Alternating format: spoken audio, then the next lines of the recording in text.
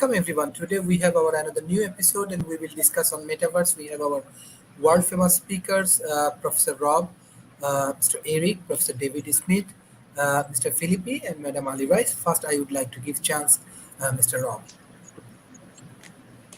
Well, I was kind of hoping you were going to explain what the topic was, but all right. So we're talking about I could take a stab at that if you want. Consensus on the metaverse, which could have a number of very different meanings. It could mean consensus on what the metaverse is and how to use it, and it could also mean reaching consensus on the internet, using it for things like collaboration and for meetings. I'm going to take a guess and say maybe we meant the latter thing about using it for a collaboration, and but somebody else could certainly take the other angle and talk about the fact we don't have a tremendous amount of agreement on what the metaverse even is.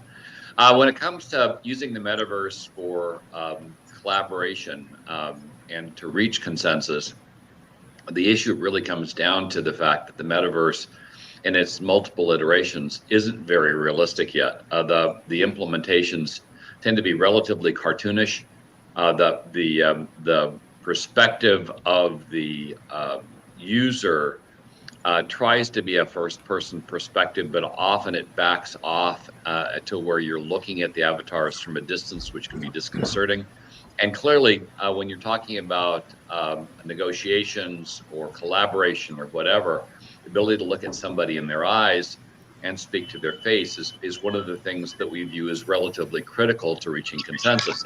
And if you're using avatars, you're not doing that. So it's an artificial. So it's largely artificial. Okay, how are you? Dave, you're not muted.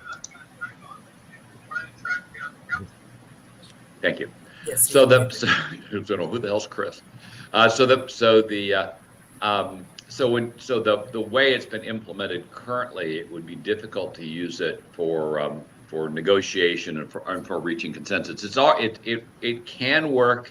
And we've had implementations going back 2 decades before we even called this the metaverse, where you could have group meetings in a one-to-many environment where you emulated a conference room or even an auditorium and spoke to the member and spoke to the audience. But in most cases, while that was I've seen it tried at a number of events, it didn't sustain. The audience didn't feel engaged. It turned out to be better to just use, if people are remote, use the full screen for the presentation so they could see the content, because what happened was that you'd see the speaker, you'd see the representation of the slides behind them, and the combination made it very difficult to see the slides, which were far smaller, and the speaker dancing around in front of the slides was relatively distracting. It didn't lend itself yet to providing an environment that really felt like you were there, and we're going to get there. But the technology that we've got currently is not quite yet photorealistic. Now, NVIDIA has been showcasing a next generation capability that would be photorealistic, that would look far more like you were there, but you're still going to have to wear a VR headset. You're going to have to figure out controls and interfaces. And by the time you're done, you're going to have to come to the conclusion, is this really better than what it's replacing? Are you more present than you would be if you were just looking at a presentation or a regular collaboration application like this one, and looking at the people in small windows? I still think every time I see this, like we ought to start off playing Hollywood Squares. But in the end, as we look at this right now, the metaverse isn't a great environment for reaching consensus. It's not a great environment for collaboration. It isn't where it needs to be yet. And my belief is to get there, we're going to really have to advance the technology quite a bit, so it really feels like you're facing somebody, like you're looking at them in the eyes, like you are present. And there are a lot of folks that are working on this. Facebook, of course, is throwing, I think it's $1 billion a month at this problem. I've been less than impressed with what they've done so far, but some of the things they've done with regard to implementing haptics look very promising. And with haptics, you can get a better sense. In theory, you can fool your body into thinking that you're someplace where you aren't.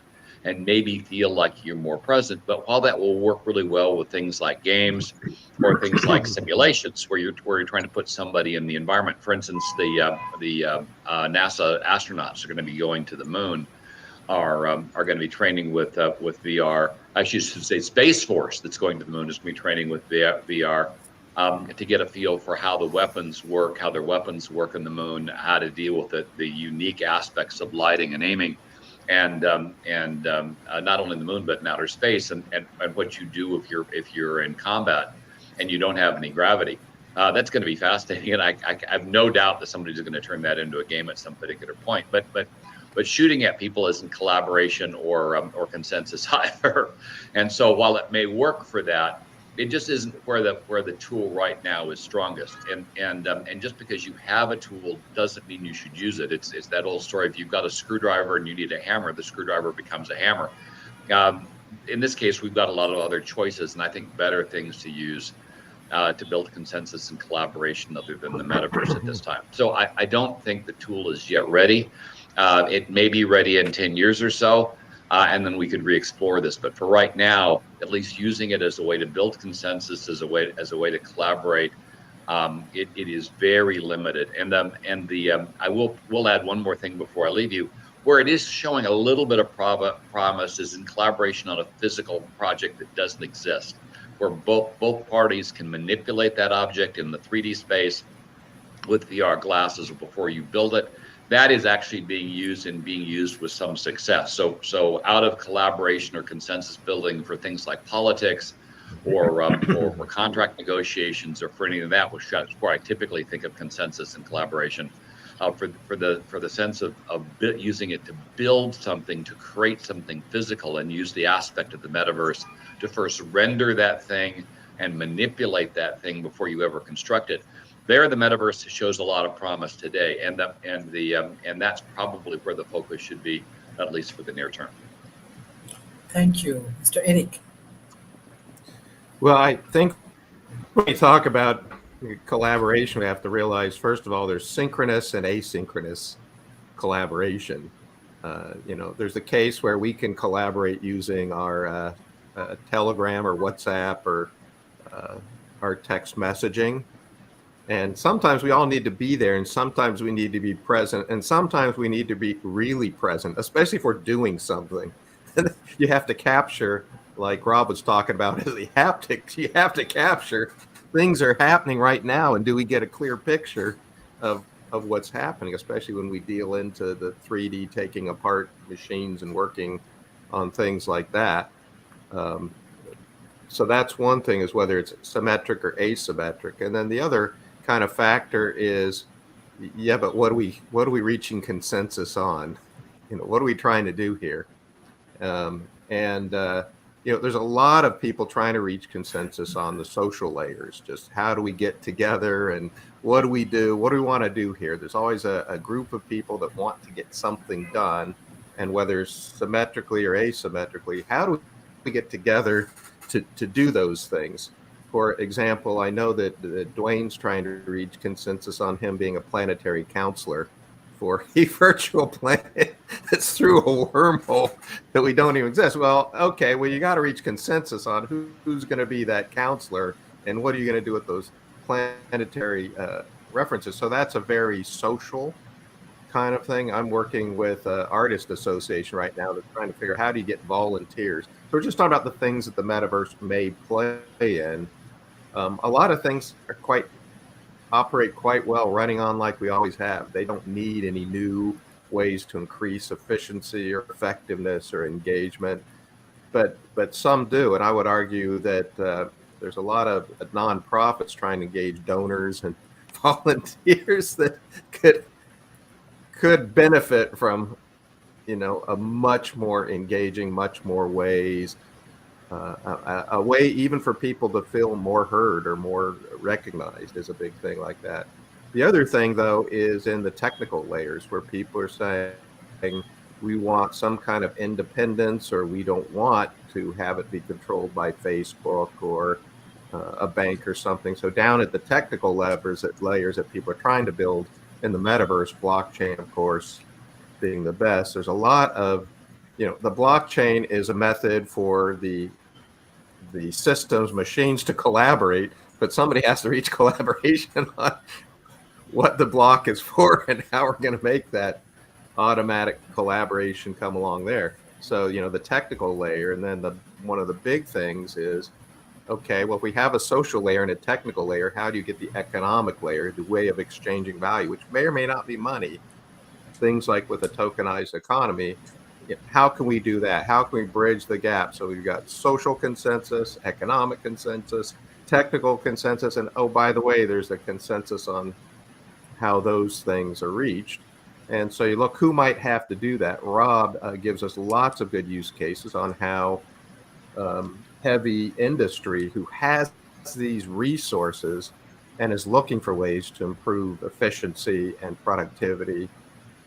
How do you reach consensus together within that kind of organization with clear driving goals and resources? Then you have the people out there just getting together to make the world a better place or to have fun. They have different needs of reaching consensus. And then finally, you have, all these small business and organizations that are saying, well, how do we fit into this new world? Because I would wish that people would just come into my shop and I could do what I want, but now I have to do business all over the world, and they can reach loss. But a lot of those organizations, I'm sure Dwayne can talk a lot about the agricultural need for independent farmers to try and act like reach consensus to act together as almost a multinational corporation. Because if they don't, Dole is definitely going to be able to beat them. So I guess one of the questions is, who would even need this new stuff? I mean, it's happening with the internet and the Web3 anyway, but where are the biggest pain points right now? Who's going to act first? That's kind of what I'm interested in. Thank you. Professor David Smith, I think you have presentation. Well, Sharif, thank you and welcome back. To me, the metaverse is kind of an interesting thing as we talked about, because by the end of this decade, it's projected to be around $13 trillion worth.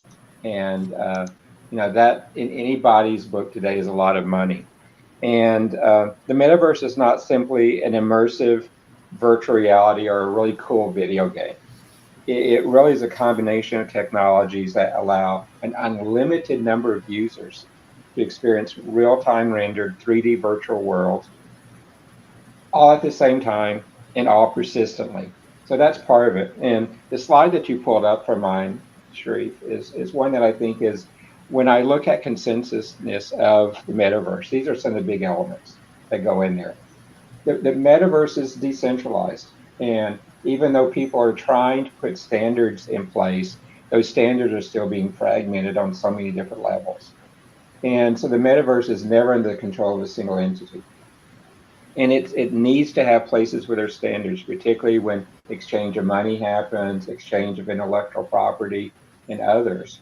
The interactivity is a big place where consensus is involved, because you need to let people communicate and interact with other users, both within a metaverse application, but ideally across metaverse platforms. So if I'm doing education and I'm in multiple different education metaverses, I should be able to communicate across those. If I'm in a manufacturing metaverse, I would like to be able to communicate in the metaverse with my suppliers, my customers, and others like that. There's just so many use cases there where that interactivity is going to be there. And unless we can get some consensus as we begin to work on that, that's going to be a real challenge.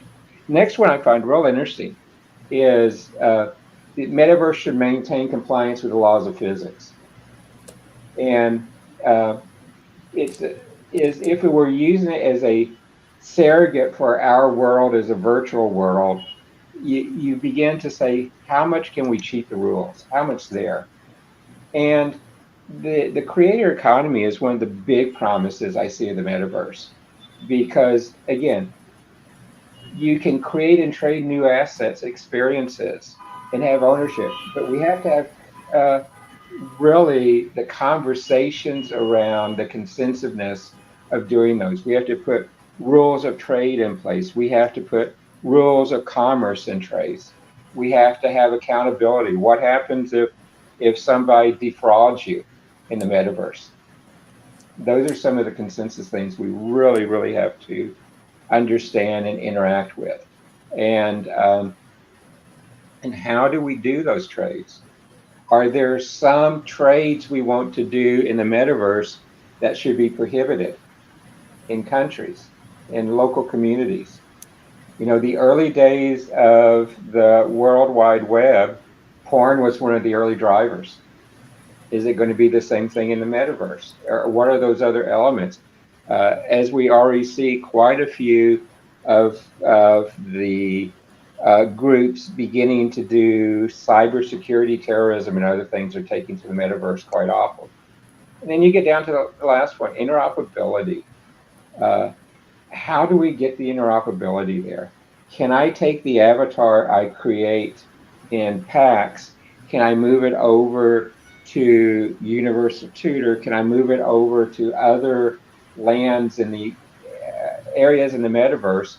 Or do I have to have different ones everywhere?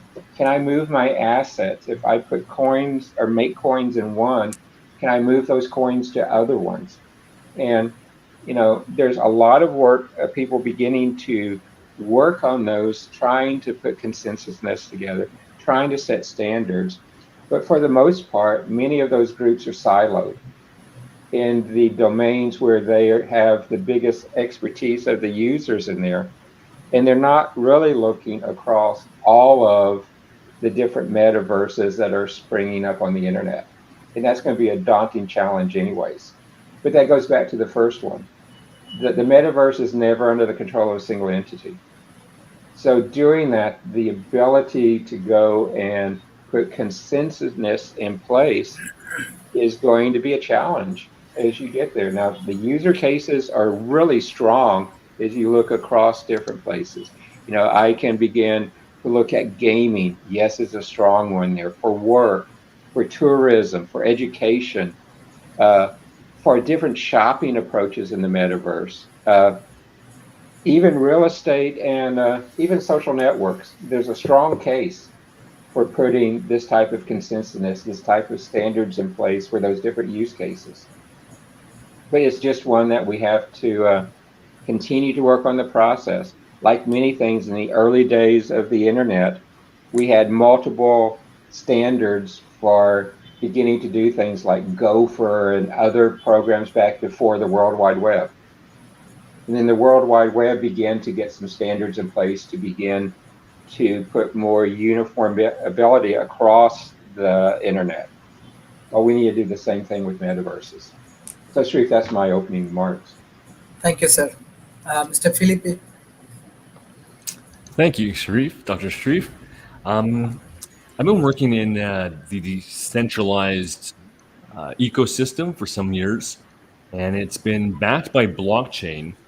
And at its root, blockchain requires consensus. So if you think of maybe the first iteration of blockchain being Bitcoin, that was more of a technical consensus, right? You have a decentralized group of miners or computers, and there's an algorithm that is set where those computers have to come to consensus in order to keep the blockchain going.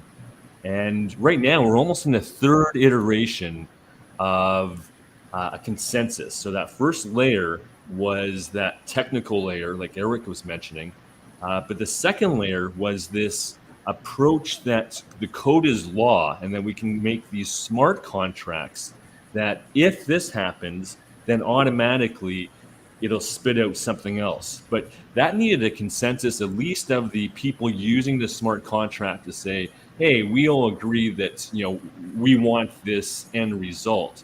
And what the metaverse has done now is real people coming in, interacting, and I'm more on that gaming community side of it. So not really the big enterprise and the top-down control, like David was saying. These are decentralized communities. It's like herding kittens. How do you? It's nice to have decentralization, but if there's no one to point to for a leader or no way for us to make any kind of decision, well, it doesn't result in anything. So we started out with that smart contracts, that second iteration, where we already had to get input from token holders. So it was the first way we could get some sort of direction. Do we go left or right? And that was based on the amount of tokens or cryptocurrency someone had in their wallet. And what we saw is that didn't really unite the community. All it meant was that if you had enough resources to get the most amount of tokens, you had the most votes. So it worked. It made this kind of rush that, oh, these tokens are valuable. I need to go purchase or earn these to vote. But it disenfranchised most of the community. So the latest community building consensus mechanics that we're trying out are not that token weighted. It's that we all show up, and as a group, we have to come to consensus. And the current challenge is let's rank the people in our community and let them speak and let's hear them and kind of eye to eye. That kind of, it's not in this. It's not right in the metaverse. We kind of are trying to come to consensus of what to do in the metaverse. But like Rob said, you can't create a rapport when you have a different skin or you can't see someone, look them in the eyes. So what we've done is we've taken that to this type of forum where we come online, use this similar video chat, and we rank each other on what we've contributed for that last week. And what that does, it doesn't seem maybe obvious at first glance, but what it does, it's first of all proof of person. We're all attaching our virtual selves to this meeting. So we kind of all know that, Dwayne's represented by this account in this metaverse. It also obviously builds rapport, but it builds respect, because what are we trying to do in this metaverse is we're trying to determine peer-to-peer who is a respected individual, who do we trust to make big decisions in the metaverse. And when I say big decisions, one of the examples could be that weekly we determine who we trust to not do a smart contract, but all turn the key at the same time. Say a group of 6 all have a key, and all 6 of them need to turn it to unlock some funds to release funds to the community, or to accept a worker proposal or some sort of proposal from the community, to accept or deny it, and then that action releases funds. So it's a way that in these collaborative metaverses, when we have shared assets, where we have assets that we own that are in our wallet, and we have to come together that our power together results more benefit for everyone, we do need to come up on who's going to take some responsibility and do some actions. And this weekly meeting over time kind of builds an average of these unnamed people in the metaverse. We now know who they are, and we can trust them to do some of these actions in the metaverse. So I kind of see that blockchain metaverse has always had, those 3 different consensus algorithms, whether it was an algorithm, a smart contract, or human powered. And I see that now being really important in these game metaverses, where we have to come along to take over a planet, that it's actually people that are taking over from a centralized company to determine the fate of some of these games. And they sound like games, but it is a training, a little training mission on how to come together and give out funds. So there is some real world applications that we can learn in this metaverse and this consensus method to bring back to our local communities and our local groups. So it is at its infancy, but I've seen just over the short last 3 years of how these groups have learned what's more equitable and which processes are more equitable to come to consensus for the whole community. So I think we're on the right path, but I do agree with everyone that's spoken that it's definitely in its infancies, but you can jump into some of these groups and they're almost paying you to try out these different experiments. Thank you. Madam Aliwais. Hi. Well, the metaverse for me, I use Facebook a lot, and that's where most of my closest connections have come, particularly since 2020. One of the quotes, actually, because I did a little bit of research before I came on, and having a clear vision of what we want our real world to look like is really important to make the most of the opportunities offered by the virtual one. So I think it's really important that, we make ethical decisions, and that there's kind of a purpose behind whatever we do.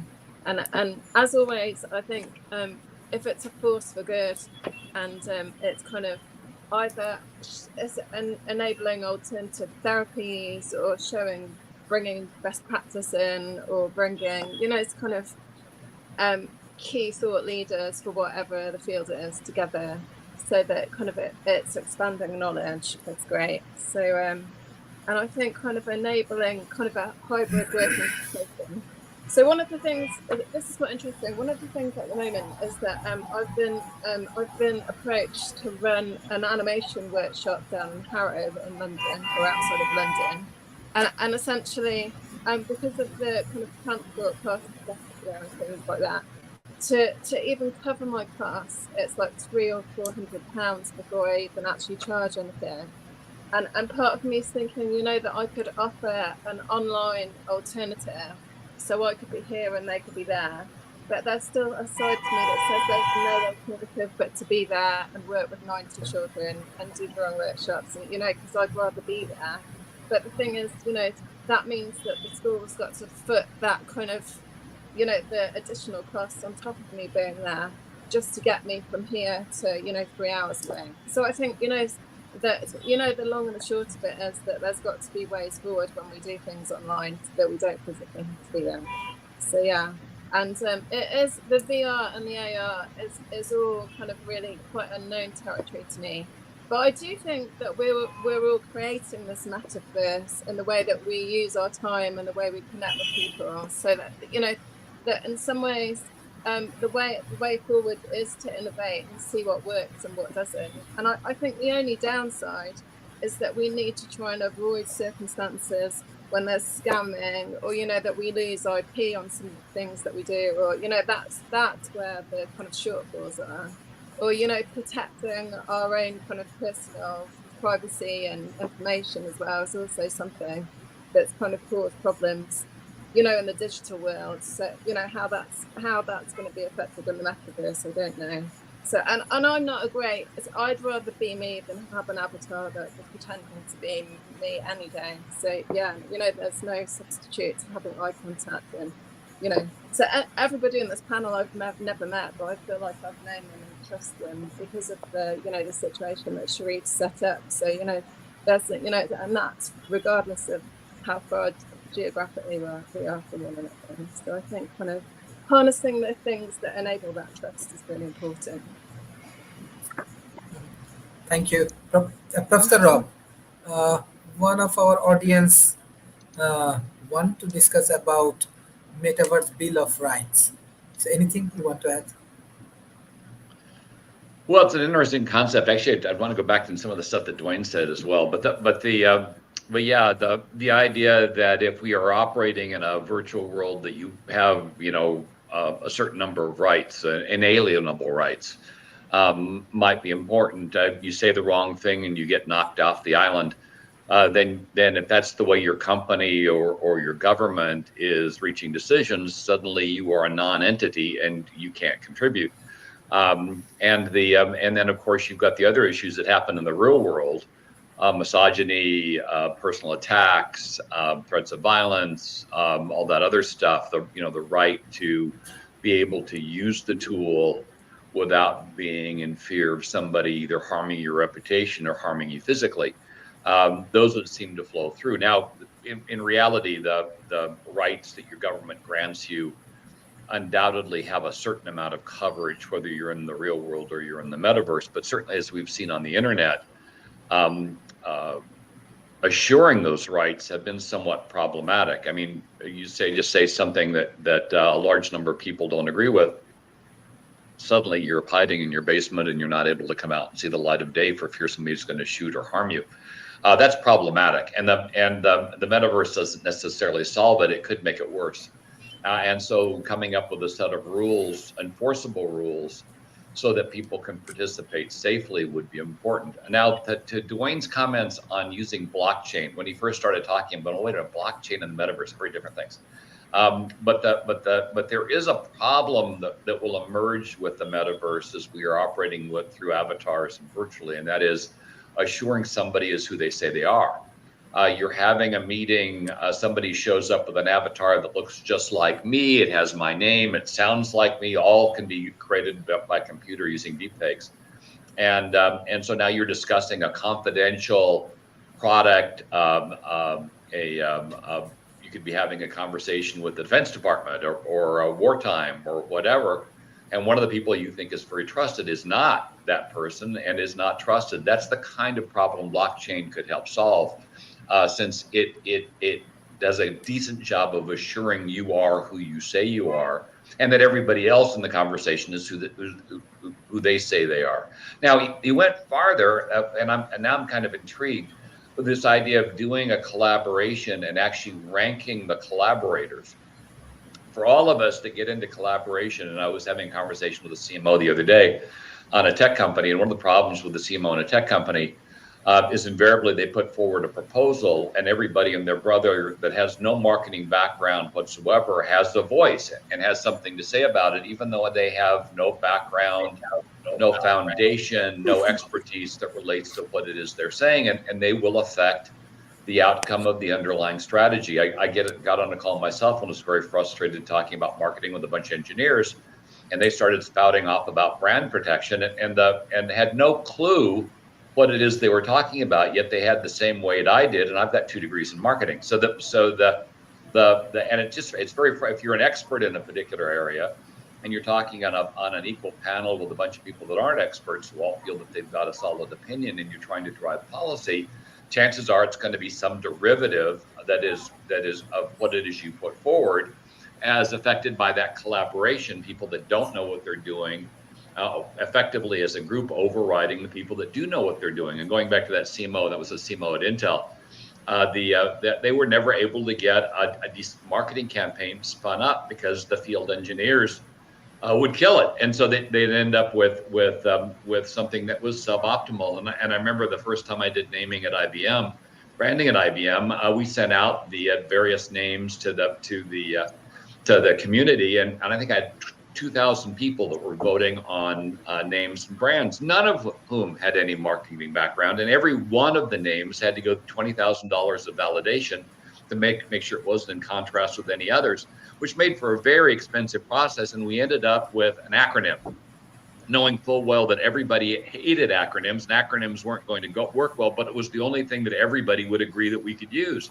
So it was so suboptimal. It's actually embarrassing, and I'm actually embarrassed to point out that was the name I came up with, but it really wasn't. It was a consensus name, and as a consensus name, it absolutely sucked.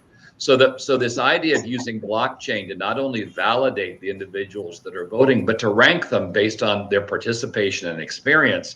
So not everybody's vote counts the same. If you're voting on an HR policy, well, maybe the HR people should have greater weight than the people who have no background in HR. If you're voting on a marketing strategy, maybe the people that have marketing backgrounds should get greater weight than the people that have no marketing backgrounds. And if you're voting on an engineering process, then the engineers should lead.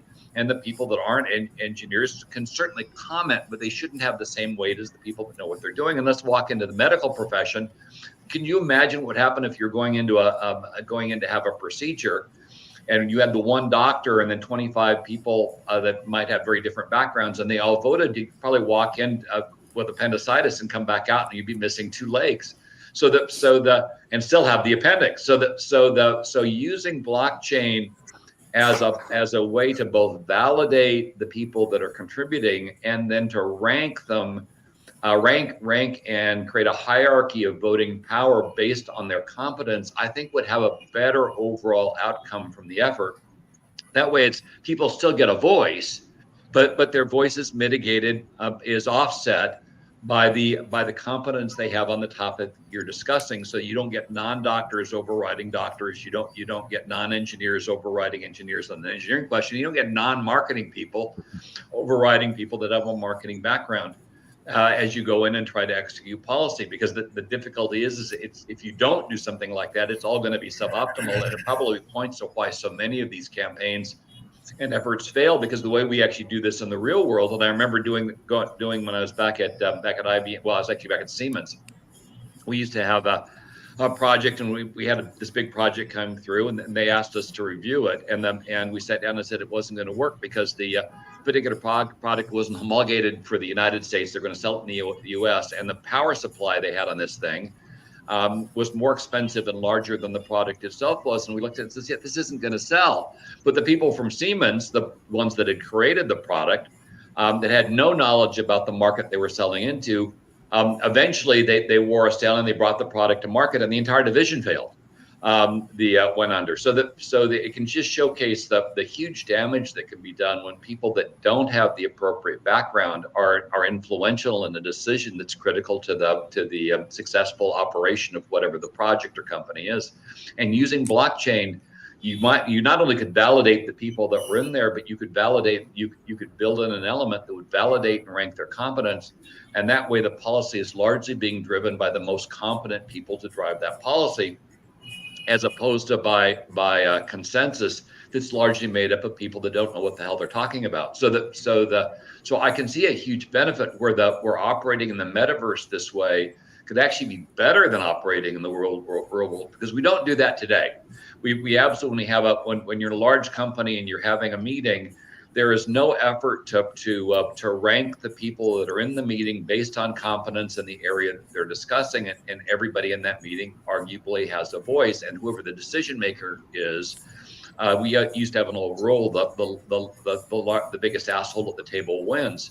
And often the biggest asshole at the table is not the most competent person. It's the person with the loudest voice. It's the one with the most abusive personality, or the one with the greatest authority. There have been a number of times where somebody came into a meeting that was an executive with a higher rank and just completely threw out everything that the working group did. In fact, in one particular example that we were asked and tasked to we had two companies we were trying to sell a division to.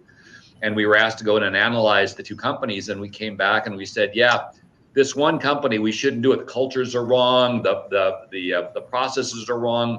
This other company is much closer, only to find out they had already made a decision to go with the company that we had advised against, and it was a disaster. I mean, it was a complete catastrophe, and avoidable if the people that had actually done the work had been the ones that had driven the decision, as opposed to the executive that had been separate from the overall process. So finding a way to introduce and assure competence in the process, as well as assure that people in the meeting are who they say they are, would not only be critical to operating in the metaverse, but I would argue we probably could do that in the real world before the metaverse today, and result in what could be a much higher quality of decision in the overall process. So a really interesting idea of how to use blockchain, or at least a blockchain-like process, even in meetings where you're meeting in person as opposed to the metaverse. But it could, if applied, could make the metaverse a better place to reach stronger policies and decisions than you would do in the real world. So a really interesting concept. So Dwayne, thanks for bringing that up. Thank you, Mr. Eric. Okay, Mr. David Smith. Well, Rob, I so agree with what you said. Even at those same companies, I've had some of the same challenges where you're going to a meeting at Intel with people who only understand one thing. You're talking about another topic, and all of a sudden they become experts. And you begin to see them. That's going to be as you said, one of the big challenges in the metaverse, whether we use blockchain or not, is how do you know those things you're talking about? And Sharif brought up another one of my graphics, which I wasn't planning to talk about. I'll go through this one, because as you look at it, on all 7 layers of the metaverse, the topic today of how do you build consensus is really important, because you've got to have it from the infrastructure level, the human interface level, the whole decentralization level. How can I move it between different clouds, different places? How do I do my spatial computing? and my 3D engines, my AR, VR. How do you do the geospatial mapping? And the other things we've talked about before with the creator economy, how do you do discovery? How do you do ad networks? Is it the same? How do we keep fake news, fake ads out of the metaverse? I mean, if I'm using a 3D avatar in the metaverse in a virtual world with virtual rules, can I use that for disinformation? 100% yes. You know, and how do you do the experience across different ones of them? And when I put this slide together, Sharif, that's kind of where my mind was built around your concept. What is the user case for consensiveness in the metaverse? And you've got to do it at each of these layers to get there. And you know, Dwayne is really good. The user groups he's pulling together for his domain areas, that's part of the way to do it. When I was an executive at the Semitech Consortia in the semiconductor industry, we used that approach to set what we call semi-standards in semiconductor manufacturing, in the supply chain for semiconductor manufacturing, and all the other elements like that. And it's an approach that can work, but it only worked in that domain. We tried to take our concept for that and put it in something that we called partnering for total quality and move it to other domains, and it just doesn't work. A great example is what Motorola did back then. There was a concept that was used in there called Six Sigma, which is how you optimize stuff. And it actually worked pretty well in manufacturing, but then they tried to apply it in their cafeterias and the fabs. God, the cost for the food in the cafeterias tripled because they applied this total quality approach there. Because not everything fits, and the metaverse is going to be the same way. You know, much like Rob was talking about, how do you verify? How do you do the element? It's not going to be the same. And, you know, in the comments, Ted has said the avatar will be linked to DNA. Well, I don't know if Ted's going to give the metaverse his DNA. It's going to be a real stretch for me to give the metaverse my DNA. And so things like that, I think, are going to be challenges as you go forward. And I really believe that you're going to have to look at how to make changes like that, how you're going to do the other elements. Security and privacy are huge pain points as we try to get consensus in the metaverse. We cannot get consensus of those even across the 50 states in the United States. Today, over 30 states have different rules on privacy. Now, how are we going to do that globally in the metaverse? I mean, I see Dwayne smiling on it, but that's a real problem. You know, you look at what's happening in the EU today, Ali, with the whole things with GDPR, and now the new privacy rules that are coming out that actually are in conflict with some of the rules in GDPR. And even though it's coming from the same body that issued the other one, that's just going to go multiple times in the metaverse because it's a virtual world. And how do you make the physical world rules, regulations, policies, laws, international agreements apply in the virtual world? And should they? They probably should, because we're conducting commerce. We probably should because we're doing things which impact individuals. You know, Rob's example about the doctor I love. How do I enforce patient privacy in the metaverse too? Not only how do I make sure it's a doctor, but how do I enforce patient policy in there? And it's so easy. I was in Mexico a few weeks ago with a friend who has cancer, and she had a procedure, and then her doctor had left the hospital. And I was sitting there with them, and they were in intense pain. And I know enough from being on National Institute of Health and National Cancer Institute Innovation Steering Committees to know the right words to use. I went to the doctor in recovery there and said, you've missed the protocol for her pain management. You let her peek too long. I need you to go and give her an IV. You need to put these pain meds in it. And when she's released, you need to advance the protocol so that she's not hurting driving back to the hotel. And you need to give these meds to her to use back the hotel room. You know what? He did everything I told him to do. And am I a doctor? No. But you're going to see that same challenge day after day in the metaverse. Because if I understand the lexicons, if I understand it, and if I can create a good enough avatar that gives the impression I know what I'm talking about, people are going to believe you. And that real world consensus of those laws, those rules, the regulations, the social constructs, the variances between countries, the variances between states, that's going to be the hardest area in the metaverse to achieve consensus on. So Sharif, thank you. Thank you, Mr. Duani. Yeah, there's so much a person could talk about, but I guess just one of the chats there was saying something about a Bill of Rights, and in my experience in the last few years, we've intentionally tried to form communities, and we've used the acronym a DAC, a decentralized autonomous community, and the consensus started right when you want to almost join that DAC, or even before you even start it. There needed to be consensus with at least a small group of people of like, why are we doing this?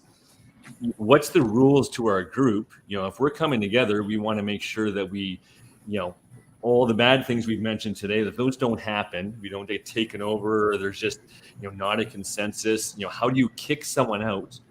These are voluntary groups a lot of times. How do you, if someone's not active in a role of power, how do you get them out? So it's that whole thing about Bill of Rights. These little organizations are giving the world best management practices, because there are small groups of people coming together where they have to form a constitution, rules for the community, what you might do to get expelled from the community.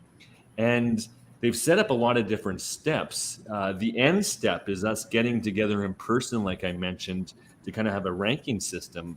But not everyone wants to be, in a position of responsibility, but there still are roles and almost, shovel-ready jobs. So a lot of people in their account, you can see if they have this token, that means they've accomplished something, that they're part of this team. Now we have these things called non-fungible, which are almost like a badge, which shows, okay, I'm a leader of this team. I've gotten some respect. And now we have this top layer where we have to meet in person and know that these are real people, and week over week kind of have a sort of a respect level and kind of a integrity level of who's leading this. But one important thing was said, I'm not sure if it was David or Rob, about security and transparency. You are sacrificing consensus for us to have respected people and trust in the community by me divulging who I am in this virtual world. Like, I'm linking my virtual world to Dwayne's Zoom call. And sure, maybe some people will spoof that, like you said, AI and all these new techs. But over time, we're going to find out if they're good or bad. But I just want to mention one thing of caution is that everything I'm doing with that online avatar account in the metaverse on a blockchain is transparent. So I am sacrificing my security. So I remember one good friend of ours started playing this one game, this blockchain game, and she kind of liked it. She was a little bit addicted to it. And she was appalled that the whole world could see her account and see that she was playing and when she was playing this game. So it's one thing, we're sacrificing security and trust to come to consensus, but we have to remember that a lot of these things on blockchain, for good or bad, it is public. So, that then brings in the, maybe you'd want some anonymous, avatars, so you can't be tracked and people don't know who you are. And then it's just a full circle. Are those going to be actors? How do we? So you'll see, we'll never solve this. It's always going to be a balance, just like the internet, of bad actors and spam and trusted actors. But at least we're trying, right? And communities that are forming and active will be example to the future communities of what works and what doesn't. And by no means do we have it figured out. This is the third iteration of voting and electing the people we want to run our communities. And I'm sure it's going to go through a lot more. But one thing about this gofractally.com consensus level, it's attracting the people from this space that are in blockchain, that we all know that we need consensus and need it in order for our communities to run right now. It's not a luxury, it's a necessity. But that whole structure could be used by anybody. So hopefully there's not that much friction, that if you're not into blockchain and you just have a community group or a group of friends that want to come to consensus for something, maybe it's like where we go for a vacation next year, these open source free tools are there for anyone to use, so we can get more feedback on, does this work? So I'd just invite anybody to check out gofractally.com. And with a lot of these experiments, you're actually paid to participate. So it's an interesting, give an hour of your time to participate in consensus, and you actually get rewarded for it. So yeah, I'm hoping that these continued experiments lead to a better, healthier communities online and also back in our local communities. Thank you, Madam Ali Rice. Okay, so I think one of the exciting things actually that this offers is the creator economy, because I am a creator, and I think one of the things that's fascinating is it offers new opportunities and new sectors and new business models that haven't been invented yet. So I think and I think you just need to be strategic and savvy enough to kind of find where those opportunities are. And I think it enables you to kind of elevate the good you're doing, but kind of it's open it up so that you've got more reach. So I think that's cool. But so I think it's for me, it's a kind of technically, I think it's one of those, you'd have to take a big leap of faith. But I think that's probably what you have to do in innovation anyway. And I don't really understand the NFTs, so I'm not really sure, and I don't do crypto, so it's kind of all that's kind of. So I've heard little bits about it, but I don't really understand kind of the full impact of what it could be, other than the fact that I know it's it's got potential to be really far-reaching. So yeah.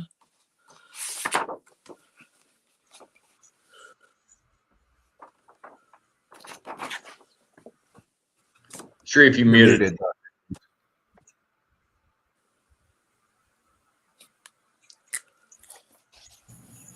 Mr. Eric. Well, so one thing that's important to remember is that consensus by itself is a product. The fact that we've agreed on these rules, the fact that we've agreed that Ali is the best, creating these things, that consensus is a product, and that product is created by people. It's also created by the systems implementing the rules that we want. So that consensus is by itself pretty important.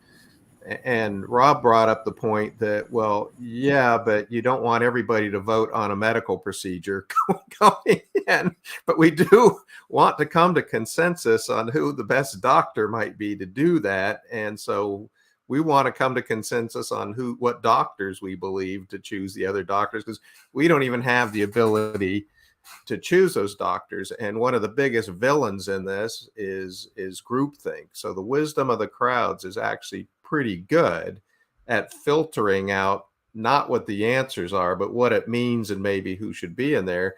But it all falls apart when you get somebody everybody follows, and no matter what they say.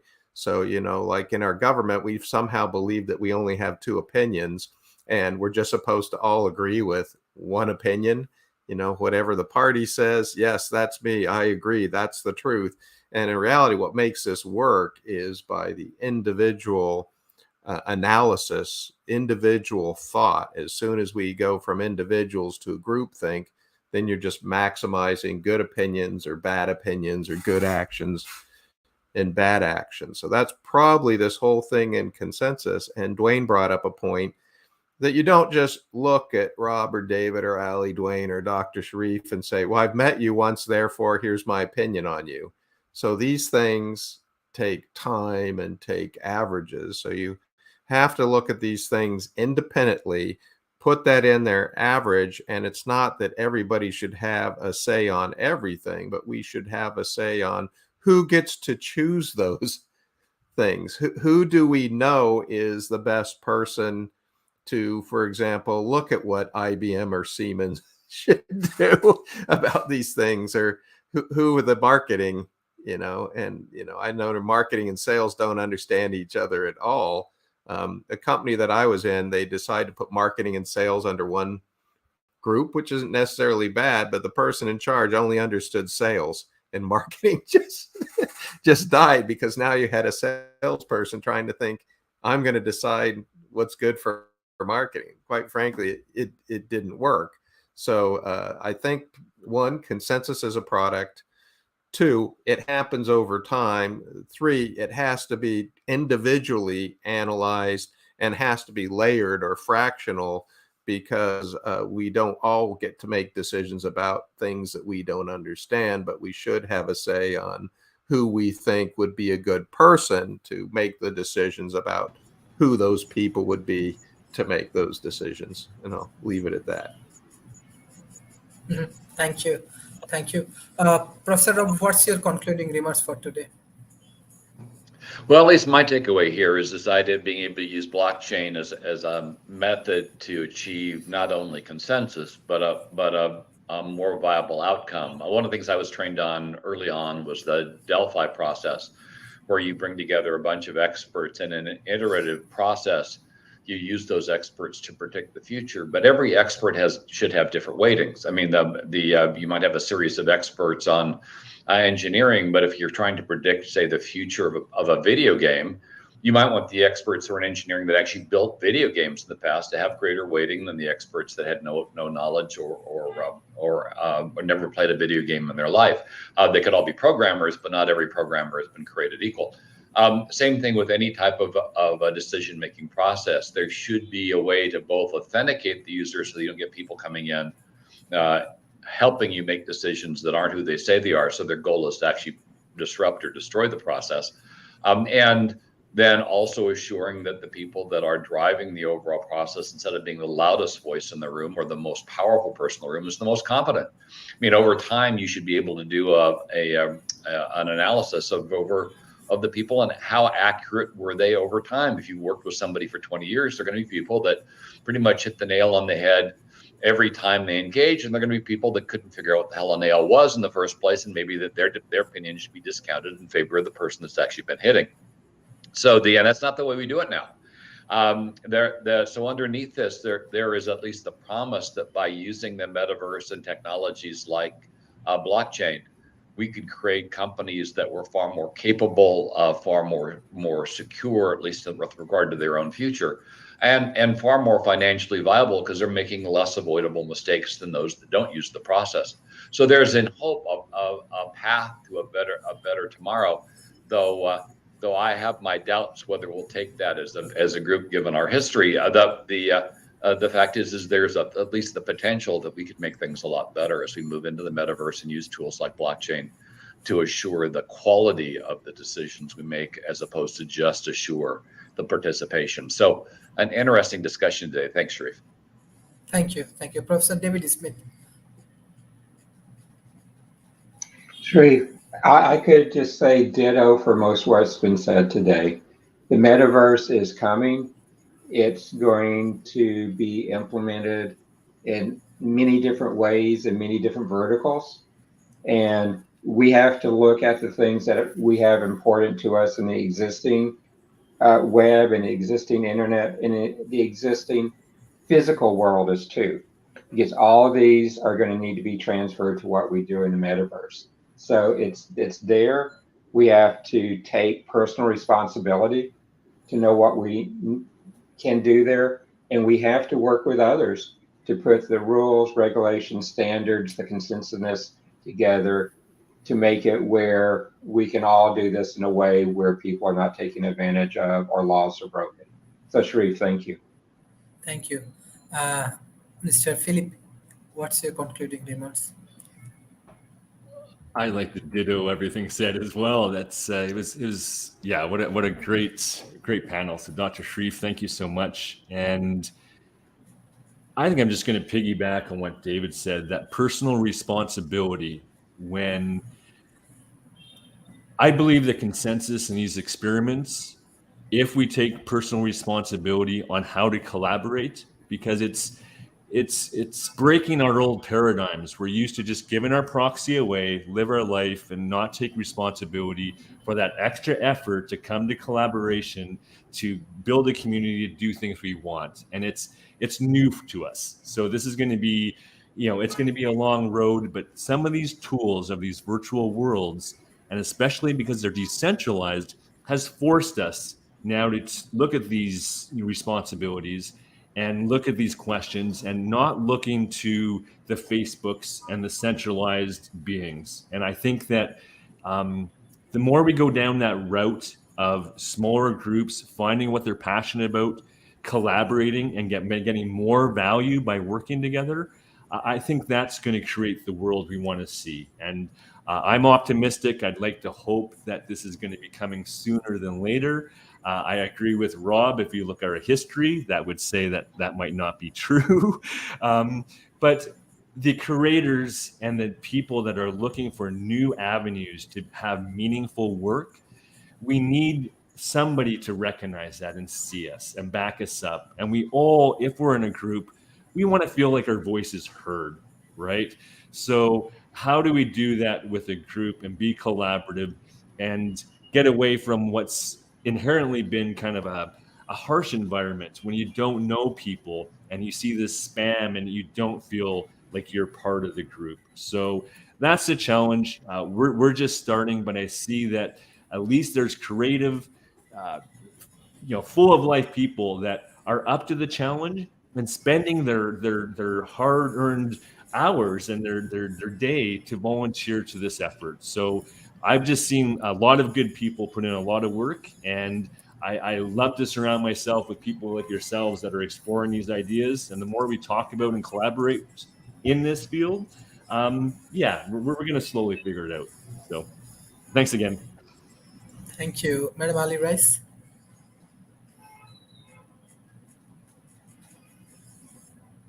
Can you unmute, please?